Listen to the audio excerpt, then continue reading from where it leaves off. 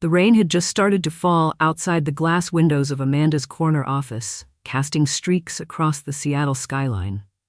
The office was quiet, save for the soft hum of her computer and the rhythmic tapping of her fingers on the keyboard. Amanda Klein, 45, the CEO of a growing media empire, was wrapping up a late strategy meeting. Her silk blouse was slightly wrinkled, and her espresso had long gone cold, but her focus was razor-sharp. Everyone at the firm admired Amanda. She was composed, brilliant, the kind of woman who didn't just command a room, she redefined it.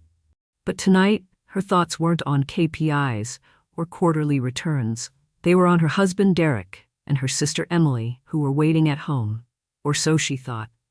When Amanda walked into her quiet house that evening, the scent of roasted rosemary chicken hit her first. The lights were dim, the candles were lit. Derek stood at the kitchen island, that's chopping vegetables like it was their honeymoon phase again. "You're home," he said with that familiar warmth. She smiled, easing into the moment. Long days often melted away in his arms. Even after 10 years, his presence had a way of disarming her.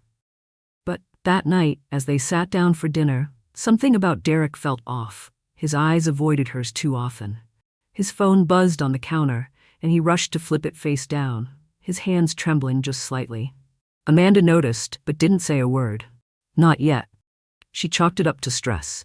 They had a family vacation coming up. Amanda was sponsoring a luxury trip to France to celebrate her parents' wedding anniversary.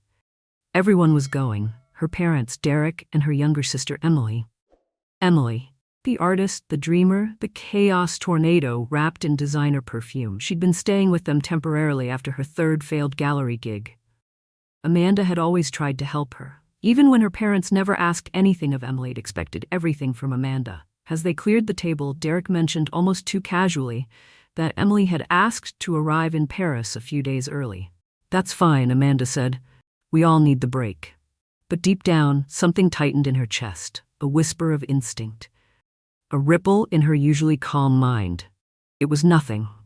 It had to be nothing. But Amanda didn't build an empire by ignoring her gut. "Before we jump in, tell us where you're tuning in from. And if this story touches you, make sure you're subscribed, because tomorrow I've saved something extra special for you." Amanda's flight landed at Charles de Gaulle just as the Paris sky began its golden hour dance. She adjusted her silk scarf and glanced at her reflection in the airport window. Calm, controlled, every hair in place, but behind her composed exterior, her mind churned like the Seine in spring flood. The family had already arrived. Emily had texted an hour ago, "We're sipping champagne by the terrace, can't wait for you to join." Amanda reread the message. It was sweet, harmless. But still, that strange unease from Seattle clung to her like mist on a raincoat. A sleek black car waited to take her to the chateau they'd rented outside the city. It was old-world opulence, all stone towers and ivy-wrapped archways. Amanda had booked the place herself, wanting her parents' anniversary celebration to feel grand, deserving of a legacy. She stepped out of the car, heels crunching against gravel, and took in the view. Then she saw them. Derek and Emily. Laughing. They were standing close, too close, on the garden steps. Derek's hand brushed a leaf from her hair. Emily tilted her head, giggling in that breathy way she used to wrap men around her finger when they were teenagers. The air between them seemed too charged, too private. Amanda's breath caught in her throat, but she forced a smile, walking forward like nothing in the world was wrong. Emily noticed her first. "Mandy," she squealed, arms flung open. Amanda hugged her sister, her voice warm but eyes scanning Derek's face. He smiled, maybe too big. His arms around her felt familiar, but strained. Amanda pulled back just slightly. "You two started the party without me." "You know, Emily," he said with a chuckle, always eager for a toast. Amanda turned to her parents inside the chateau. Her mother was admiring a crystal centerpiece Amanda had ordered. Her father was sipping wine and lecturing the staff about Bordeaux vintages. Dinner was formal, candle-lit, silver service, Amanda's gift to the family. And yet, something didn't sit right. Derek barely touched his food. Emily checked her phone twice during the toast Amanda gave. And when Amanda stood to refill her glass, she caught a quick glance between them. A glance filled with something more than just family familiarity. Later that night, in the room she shared with Derek, Amanda stood brushing her teeth while watching him in the mirror. He was scrolling his phone, smiling. And then suddenly, the screen dimmed, and he turned it face down again. "Who are you texting?" He looked up, startled. "No one, just an old college buddy. He's in Paris too, wanted to meet for coffee." Amanda rinsed her mouth slowly. "So you'll leave our family trip for coffee?" "It's just a few hours. You'll be with your parents, right?" Amanda nodded, turning off the light. But as she climbed into bed, she knew tomorrow she wouldn't let him leave without answers. And if he did, she'd follow. Because her instincts were no longer whispering, they were screaming. Amanda woke before the sun. Paris was still cloaked in shadow, the silence of the chateau broken only by the ticking of the antique clock above the fireplace. She lay still for a moment, listening to Derek's even breathing beside her, eyes wide open in the dark. She had spent years trusting him, too many. But last night, something inside her had shifted. The old Amanda might have let it slide, rationalized the glances, excused the lies. But not anymore. When Derek stirred and climbed out of bed, Amanda pretended to sleep. He moved quietly, gathering clothes, stepping into the hallway with his phone in hand. She waited until she heard the click of the door downstairs. Then she sat up, heart pounding, and reached for her travel coat. From the second-floor window, she watched him slip into a black car. The driver barely acknowledged him. Amanda was down the back stairs in under a minute. She flagged a separate cab with a crisp euro bill and a single command. "Follow that car." The driver raised an eyebrow but nodded. The chase began. They wove through narrow cobblestone streets, out of Paris and into the countryside. 20 minutes later, Derek's car pulled up to a modest chapel, white stone walls, ivy trailing down its edges, a picture-perfect countryside church. Amanda's driver slowed and parked behind a cluster of trees. She didn't move for a long time. Just stared. And then the side door of the chapel opened. Emily stepped out. In a wedding dress. Amanda's world tilted. Her hands went ice-cold, her breath caught. The lace gown, the veil fluttering in the wind, the bouquet in Emily's hands. It wasn't a joke. This wasn't a photo shoot. This was real. Amanda got out slowly, phone trembling in her grip. She crept closer, hiding behind a hedge, heart pounding in her ears. Inside she saw them, Derek and Emily, standing at the altar, hands entwined. Their parents were there too, beaming. Amanda's mother wore pearls. Her father laughed, patting Derek on the back. Amanda's knees buckled, but she didn't fall. Instead, she pressed record on her phone, capturing every word that spilled from their mouths. "She doesn't know," Emily whispered. "She's clueless," Derek said. "She's so obsessed with work, she doesn't even see what's happening." Amanda's mother laughed softly. "That's our Caroline, so brilliant, so blind." They laughed, all of them, at her, as if she were some naive fool. Amanda's chest ached, but her mind was clear. She filmed the vows.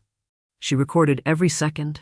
And as Derek kissed her sister at the altar, Amanda walked silently back to her cab, her heart a hollow echo. The cab driver looked up.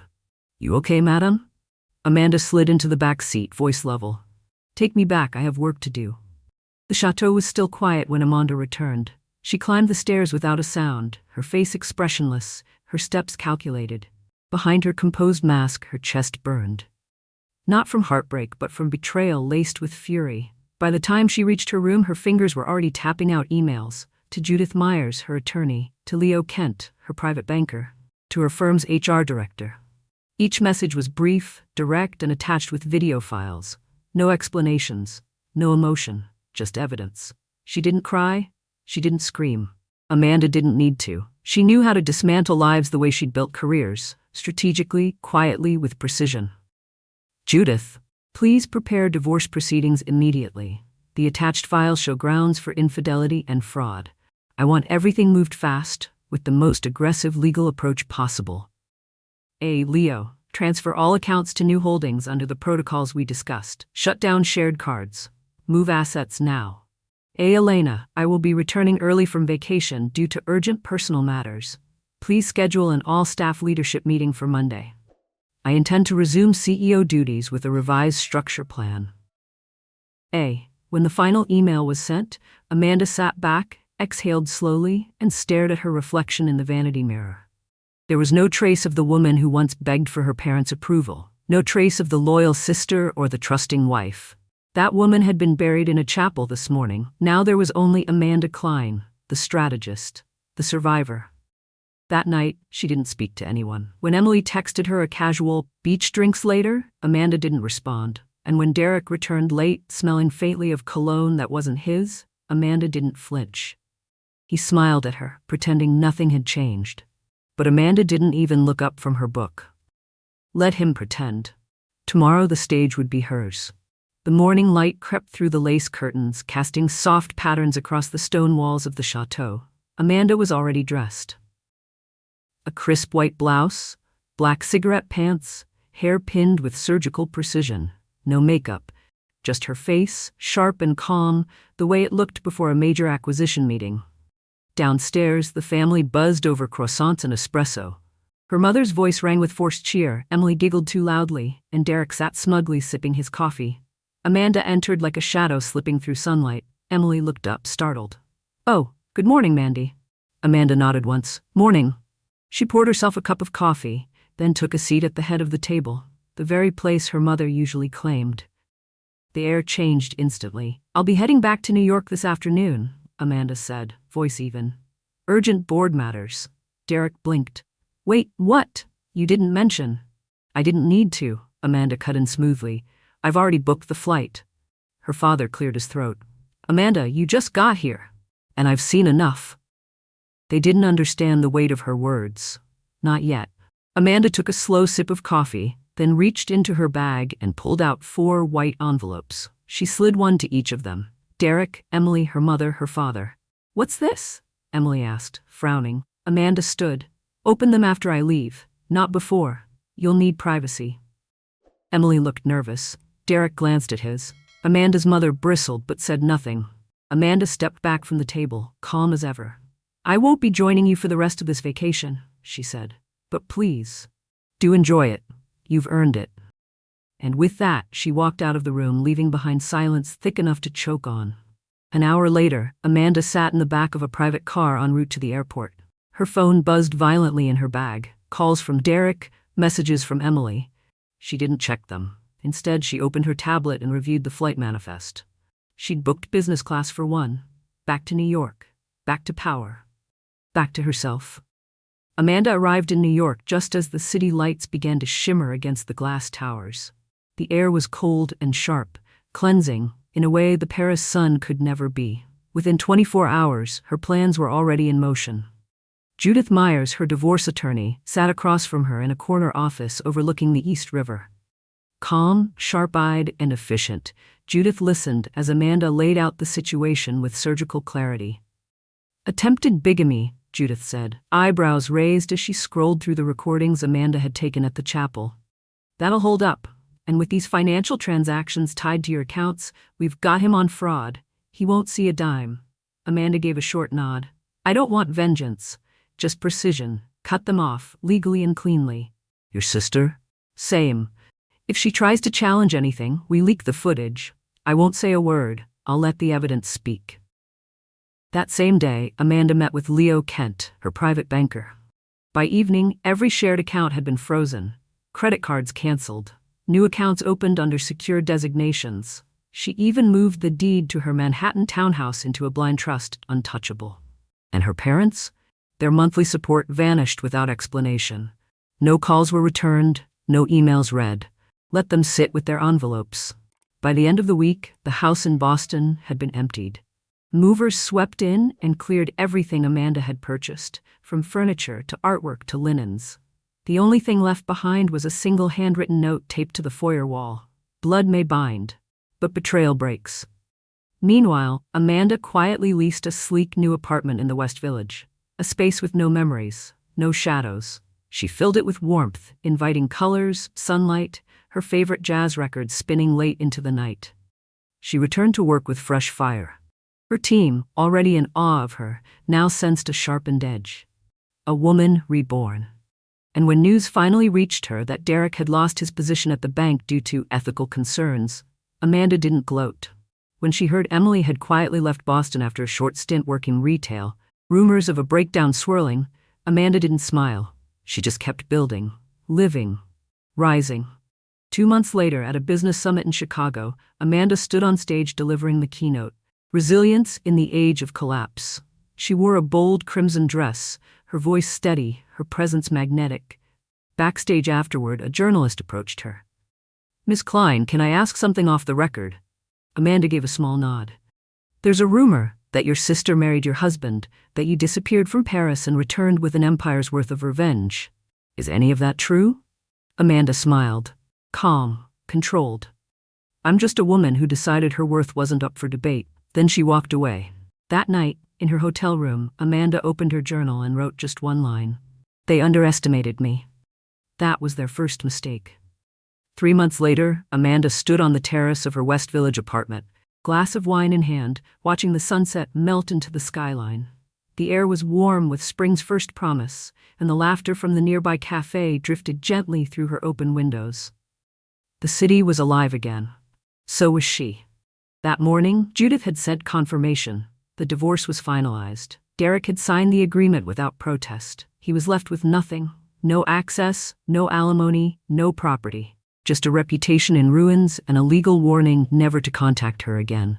Emily, too, had gone quiet. After the footage Amanda recorded made its way, anonymously, into the inbox of a few Boston society columnists, her sister's attempts to climb any ladder of social ambition crumbled fast.